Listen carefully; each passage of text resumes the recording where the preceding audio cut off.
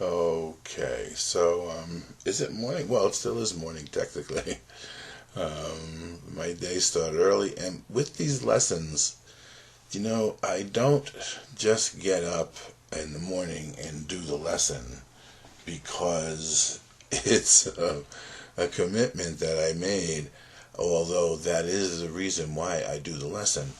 But one of the things for me is, so I read this lesson last night, as I generally do. Before I go to bed, I read the lesson for the next day just to see what happens. It's not that I'm looking for something to happen, it's that things do happen. Experiences come in while I'm reading the lesson prior to my going to sleep. What I've been finding myself in more so lately upon reading the lessons is something in the lesson will strike me, much like it did when I first started to read the course. Something will strike me so radically or drastically or deeply, or it will move me to give pause. That's all I can say.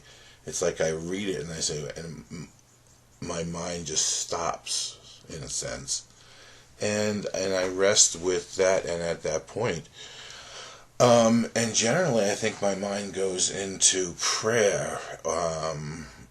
Is what we would call it, and because there's a sense of communication, but there's no real thinking, as in the way the ego thinks. And one of the things that I got to in this lesson, there's two paragraphs. Again, the lesson is 188. The peace of God is shining in me now, and it's interesting because it tells you that the only thing you really have that's real that you could possibly have brought with you is the light that is within you, because that is, in a sense, what you are. There's many ways in which we try to come to an understanding what the Course is aiming at experientially, and yet I think it's beyond the words. The experience is necessary in order to have the words have meaning. So it's entirely, in a sense, it's the opposite of the way the world's curriculum proceeds. And I think there's a very good line. The lesson is beautiful, but there's a couple of very good lines that I sort of gave pause at myself, and when it was, and I did the lesson again this morning. I read it a couple times, and finally, I think and I don't know how to talk about this other than some shift, and I guess it's a shift in perception. A shift occurs, and suddenly there's things that I'm given to speak about through understandings that I have had experience of, and see reflected in Jesus's words in ways that go way beyond my ability to come up with myself. And so when I find these words of his that are really sort of pristine directives that I think can help us significantly in understanding what's being asked of us and what's being given to us as we receive and become willing to just do what it's asked. And there's a lesson in this. So it says, this is the one I want to get to, because many people, and I understand this, there's obviously, we have the idea of being born. Somehow we were birthed. Now, it's interesting because we have a date, a specific time, an entry point, and means by which it seems that were birthed here in space and time. So when we're looking, in a sense, at a lesson that's talking about us returning home, or our home, or God being our Father, and us being the Son of God, there's obviously an idea in there that somewhere we must have been birthed. We came from someplace, and we're actually being offered the ability to return to that place in this lesson by following the light that is in our mind that actually allows us to do anything, following it back to its source, wherein which we are one with its source as the universal light of love that is God. But there's an idea in all of our minds of a time, in space and time as a body, there's obviously a time where now, and I'm saying, and this is something that I am going to, there's a caveat to what I'm saying. What I'm saying is, as you pursue what the Course offers you, what this Course offers you particularly, as you pursue this Course and advance in your own understanding of yourself through the utilization and the practices of the Course, obviously what you're being loosed from and what you're loosing is, everything the way you thought you understood the world and what was happening in it. And one of those things is your own birth in that sense. So obviously when we're spoken to by Jesus, and he refers to us as the Son of God and talks about God as our Father, we have a parallel to that in our human condition, which we call being born into a family. We have a father, we have a mother, and there's a time in which we come forth onto this planet and into this world. So somewhere in the back of our mind, we're using symbols that are very similar, but obviously hearken to what we're wanting to know, like who am I? Where did I come from? And what am I doing here? Basically. So we're not using alien symbols, we're using symbols that we all have. And one is this whole idea of being born, and being born in space and time indicates, in a sense, that there's a time before which we weren't, and there's a time within which we existed, and there's a time in which we were no longer, which is death. So we have that in our mind, and as we read A Course in Miracles, that's what we're loosened from. We're loosened from the idea that that's how life began, and yet we're still utilizing the symbols to go beyond the symbols themselves. So at some point in time, we begin to wonder, okay, well, I'm eternal, whole, and perfect, and I think this is one of the reasons why people sort of make the mistake of thinking they could jump to being God and not God's Son, where every reference that's utilized in this book is to us being God's Son. Yes, one created, one with the Father, created in his image and likeness, created with all his power and attributes as well. The only caveat is we cannot create our own creator. Now, but we all have this idea of where we came from, and it's very difficult, and I understand this, to come up with an understanding of what it's like to be birthed in eternity, birthed in infinity, as infinite eternal, because infinity, what Jesus says, means there's no time. So if time doesn't exist, time is based on beginning and endings. The idea that you could be birthed in infinity and birthed in eternity is a very, very difficult idea to come to understand, because it's indicative of some paradox, when in fact in the experience of it there's no paradox whatsoever. It completely undoes the understanding that there was ever a time that before which you weren't, and a time in which you are not going to be, in this limited period of time in which you're given to live life. That's just not possible. And yet we were birthed, you and I, as souls in the kingdom, were given rise to as eternal, whole, and perfect from the infinite source of eternity, wholeness, perfection, as love. There's never been a time before which we weren't, because eternity means there is no time. There's no time in that. And this is what we're coming to understand as we loosen our thinking, our thoughts are loosened from the fixed point of view that we previously were using to come to an understanding of who we are. And in fact, when you let go of the need for time and space, and therefore all of it, what it is seemingly manifest within it, you do come to the where you are whole, perfect, and eternal, and are being ever renewed, which is what this lesson is ultimately about. We are learning to be renewed constantly by communication with our source, and it's given us the way to do that. What it says here is sit quietly and close your eyes. The light within you is sufficient. Now, I know that's very difficult for people to sort of come to grips with when they felt so, in a sense, worthless, when they've been filled with shame, or when they've been filled with pride.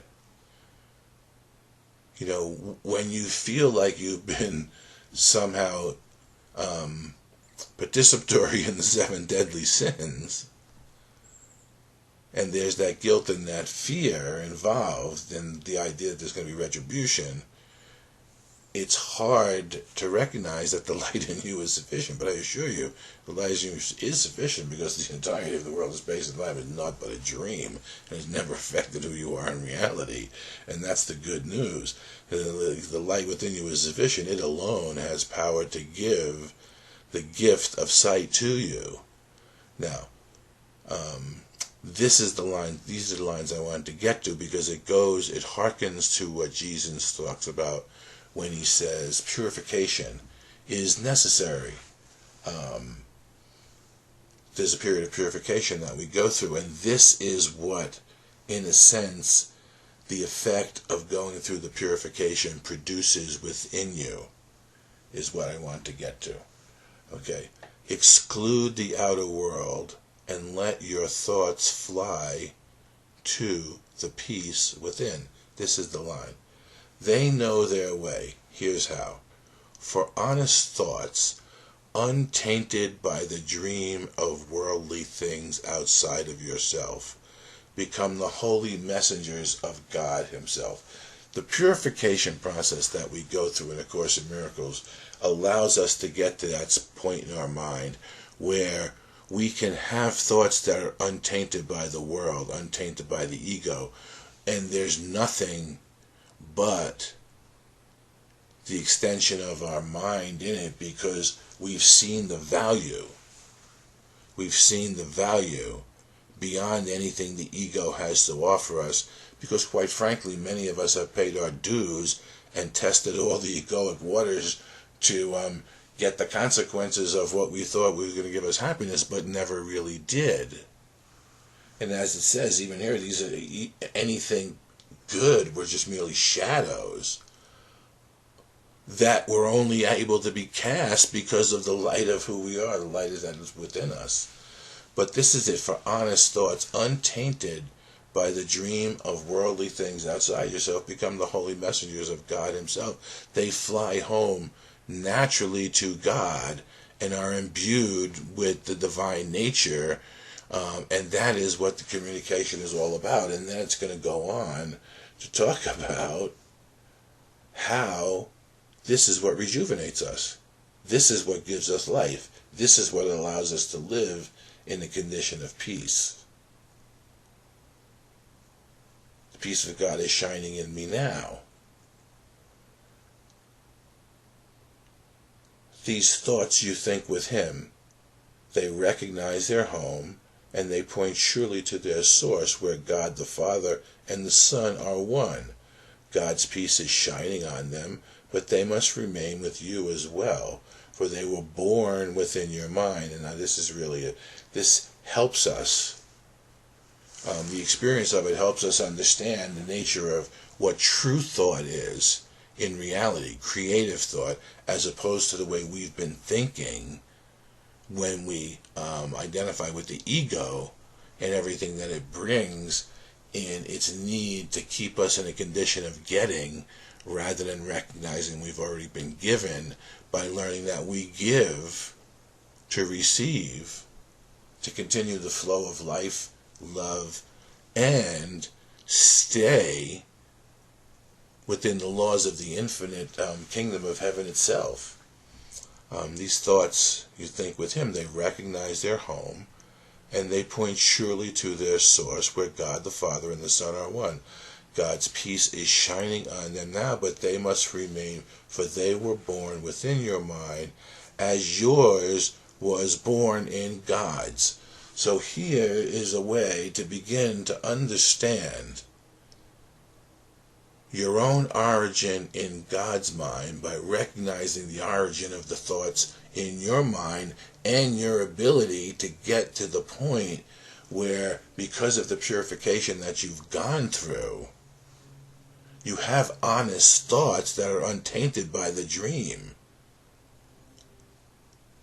And you must get the result of your thinking. So when these thoughts begin to fly home to where they can be recognized as divine, because they are literally parallel to the divine thinking of God as you begin to have experiences that are not of this world and show you the way home and show you that you are home.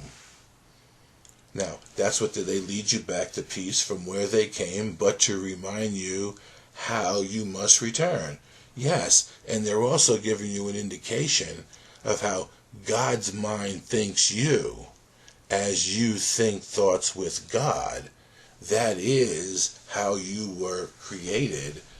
It's the exact same way you think thoughts that are divine and godly to extend your mind that are untainted by the dream, the world of space and time, because you've gone through the process of healing and purifying your mind to the point where you're understanding that you're not of this world,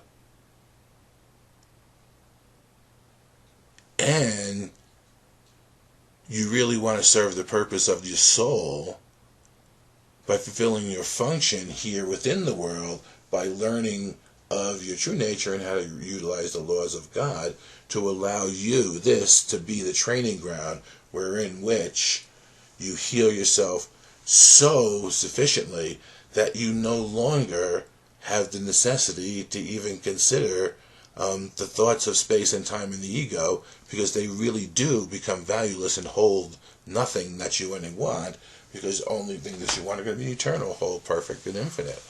And this is interesting. This is a useful way. This lesson is a useful way to come to understand your own divine nature, how you were created, how you can continue to create. And this is a beautiful line. Honest thoughts untainted by the dream of worldly things outside yourself. And that's what this purification is all about. It's not about purifying behavior in a sense. Your behavior will become an effect of the thought. It always follows in that sense. You know, he says your body can't be enlightened, but it follows you in the enlightenment and allows you to pursue the fulfillment of your function, because it's something, it was made by the power of your mind, so it's now going to be utilized in a different way by the same power of that mind, which is all Jesus came to prove in the resurrection. You know, he says, and when he talks to Helen, he says, well, I made the body that could be crucified. I no longer had any illusions about myself, but I could make another one just as easy as I made the one that I allowed to be crucified. You're learning the power of your mind. Now you don't have to do this through death anymore. You can do this in the recognition of these thoughts and the effects that you get, because you must get the effects of your thinking. So when you have a divine thought that's untainted, that's an honest thought, untainted by the dreams of worldly things, and it does not leave its source, and you find yourself transported, in a sense, in a total way, you're now beginning to understand your way home, as well as the way you return to creation, which is what home is. So this is a beautiful lesson, and thanks for sharing it with me today.